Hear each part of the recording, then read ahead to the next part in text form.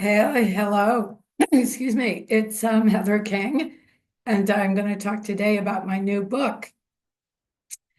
I actually don't have a copy of it. People think that you have copies of your own book, but you have to buy them yourself. Um, and I ordered a bunch for my this book party that I had, but they're all gone. So I will see if I can share here the cover of it. Uh, I think it's up there. It's called Consumed: The Joys, Sufferings, and Debacles of a Life Ordered to Art. I love this cover. It was designed by, I have this wonderful designer, Double M Ranch is the name of the website. Her name is Rowan Moore hyphen Sefried, Siefred. Um, Anyway, and you can buy it only on Amazon. We may love to hate Amazon, but they have Kindle Create and it allows you to self-publish your own book if you want to. It's super cheap. I don't know why my friends are like, you should totally raise the price on it. But anyway, it's $11.99 paperback and a Kindle version for a mere $4.99. So check it out. I'll put the link below to the page so you can buy it if you want. This book has been a long time coming. It's really about it's part memoir about my own kind of journey of coming to writing somewhat late in life and quitting my job as a lawyer and kind of how I have made my way and made a living at it, which is actually not all that um, uh, which is a challenge, let's say. I'm going to read from the back jacket copy. Excuse me, I've been kind of sick.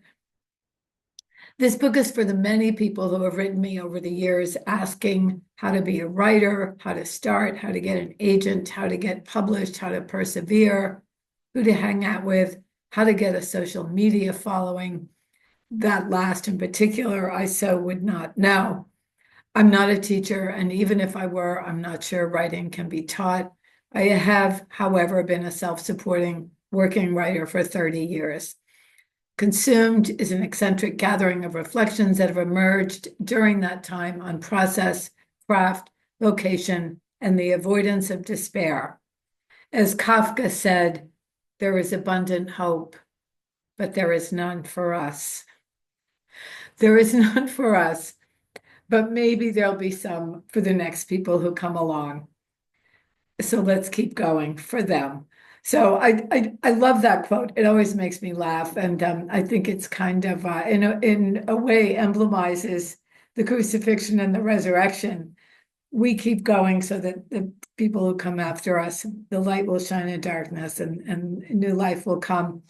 Um, so yeah, it's got the last half of the book is consists of, I think there are 30 essays on that have already been published, or mostly in Angelus, the Archdiocesan newspaper of LA, on writers or not just writers, artists of various stripes who I revere, who I celebrate, who have shored me up and inspired me. Um, and so, but there's all kinds of just bits on discipline and a room of our own and going to our desk every day and writing for 10 minutes a day, if that's all you can do, is infinitely better than not writing at all. And sort of looking neither to the left nor the right, but just like St. Paul, who said, I have finished the course, I have run the race. I'm very my I just always feel like let me stay at my watch, however imperfectly. Um, and yeah, the book it's a lot about my sort of how it has panned out for me, how I have both, I think, been very disciplined in many ways, very obedient to a higher call, and at the same time have sort of, in some ways, I don't want to, done it my way in the sense of doing it the way I'm capable. I'm not just not going to sit there and be on Instagram for hours every day. It's just not my way. There's nothing wrong with that. If that's your way, great. But so how to kind of maintain our own integrity while also uh making, yeah, meeting deadlines, making a living, and then working very, very steadily, I think is a big key. Working steadily and yet allowing ourselves the time away from the desk and the fallow time and all of that.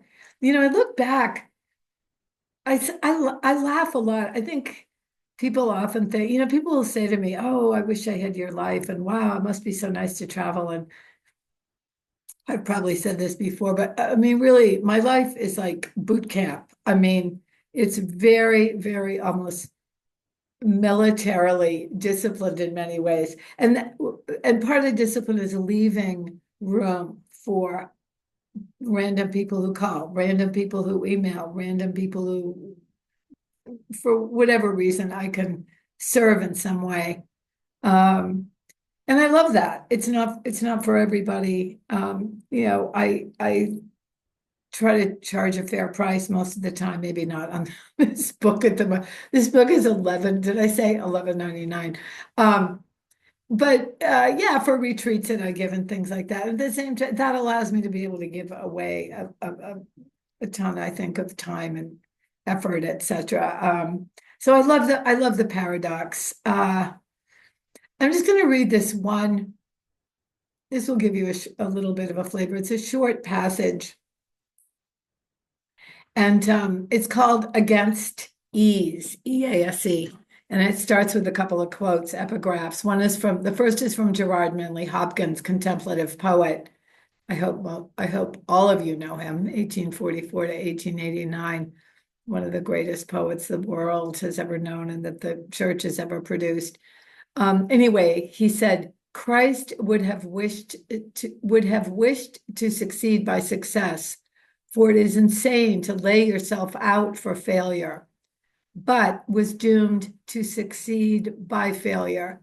His plans were baffled, his hopes dashed, and his work was done by being broken off, undone.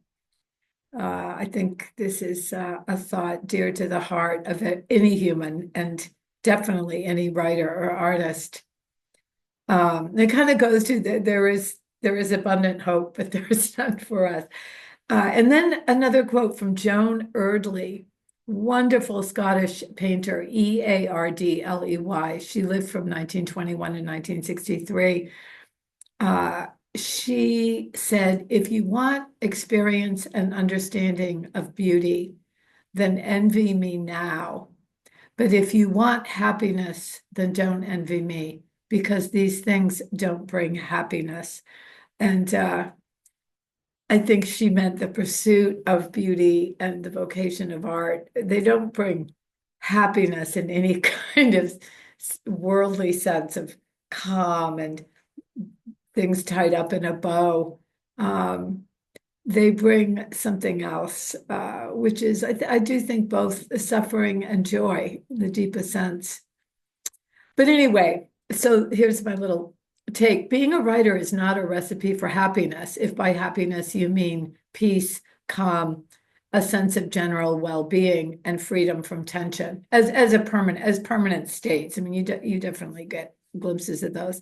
Culturally, one major goal is to avoid suffering at any cost. Failure is either seen as the mark of a loser, or it's mined slash commodified slash marketed by people who have once failed, but now wildly, quote, succeeded, and can thus afford, in retrospect, to appear vulnerable.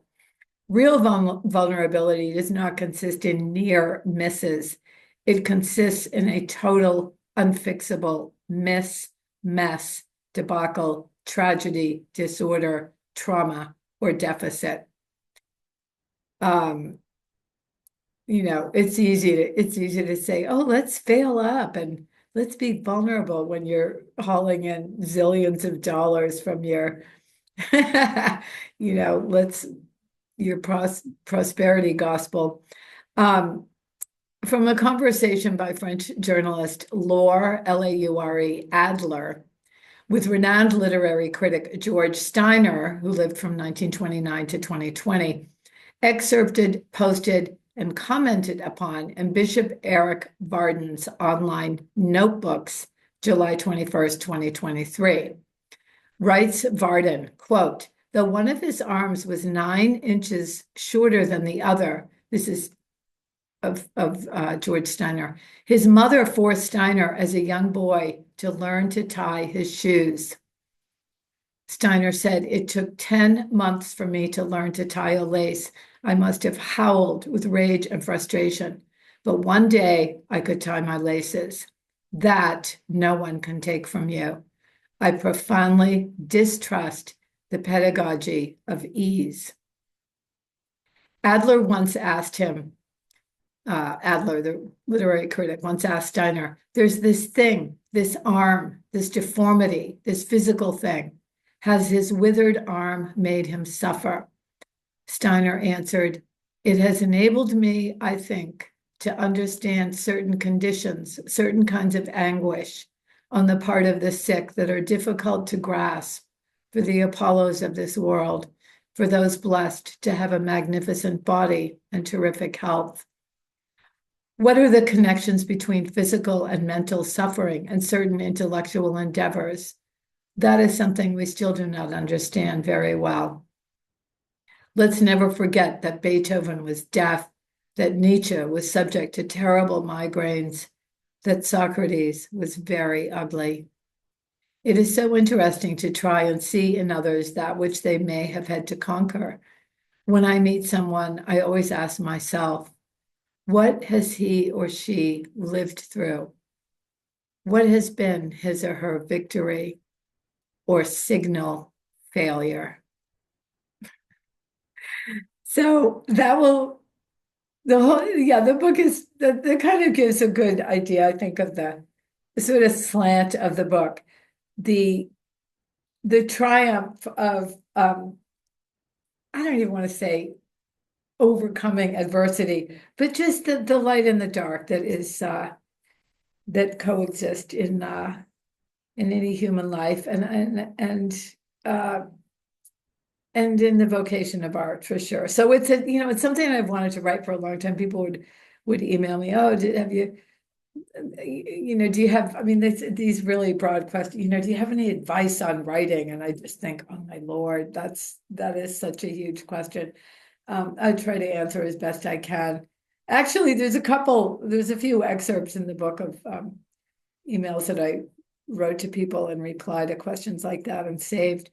And so it's not a how-to book, but I hope there's something in there there's definitely something in there of me, for whatever that's worth, of how my path is unfolded and continues to. So there you go. And consumed the joys, sorrows, and debacles of a life ordered to art. Thank you so much for listening. And I will be, happy Thanksgiving. I posted a long piece on my blog today about sort of apropos of the holidays coming up and our interactions with family and friends. Christ's cautioning us to take the beam out of our own eye before we try to take the mote out of our neighbor's eye. I had this priest friend, I was complaining one time about my beloved family. This was years and years ago, or the family dynamic. And he sort of gently said, let me remind you, you're part of your family. In other words, you probably have gone a long, long way toward creating and sustaining whatever that dynamic may be. So you might want to take a look in the mirror. And boy, have I found that to be true.